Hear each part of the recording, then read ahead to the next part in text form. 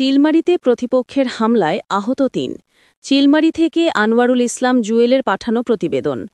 কুড়িগ্রামে চিলমারিতে পূর্বশত্রুতার জেরে প্রতিপক্ষের হামলায় নারীসহ ৩ জন আহত হয়েছেন। বুধবার দুপুরে উপজেলার পুটিমারি এলাকায় এ ঘটনা ঘটে।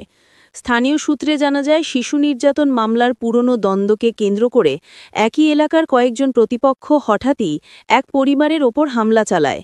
এ সময় তাদের বসতবাড়ি ও দোকানঘরে ভাঙচুরের অভিযোগ উঠেছে। হামলায় শহীদুল, সুমন এবং সুমনের মা আহত হন। পরে স্থানীয়রা তাদের উদ্ধার করে চিলমারি উপজেলা স্বাস্থ্য কমপ্লেক্সে ভর্তি করেন। চিকিৎসকরা জানান, সুমনের মাথায় আঘাতের কারণে তার পরবর্তী চিকিৎসা চলছে।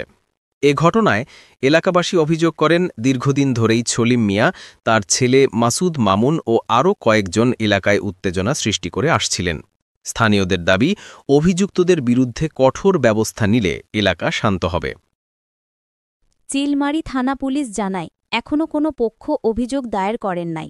অভিযোগ পেলে তদন্ত করে আইনগত ব্যবস্থা নেওয়া হবে। চিলমারি কুড়িগ্রাম থেকে আনোয়ারুল ইসলাম জুয়েল, মাসান টিভি। মাসান টিভির সাথে থাকার জন্য ধন্যবাদ।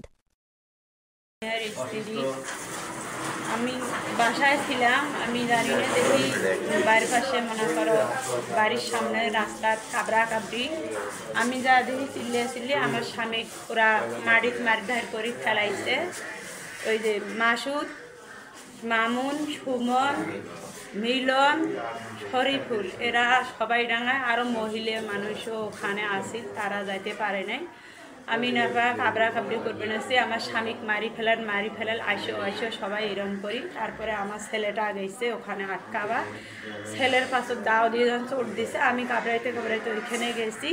তারপরে ওখানে ওই দাও হাতত আসিল, রড আসিল, ওই রড দিয়ে আমার পান্দ্রাত একটা মারি দিছে, আরও বিভিন্ন জায়গায় হুসি তারা করছে। তখন আমি আবার ওই বাচ্চাকে ওখান থাকি মায়া রক্ত করবে নাইছে, বেলাট করবে নাইছে, তখন আমি আমার ছেলেটাকে ধরি ওখান থেকে সরিয়ে আসার পরে ওরা সবাই যখন লোকজন জড়ো হয়েছে, তখন এরা সবাই বাড়ি চলে গেছে।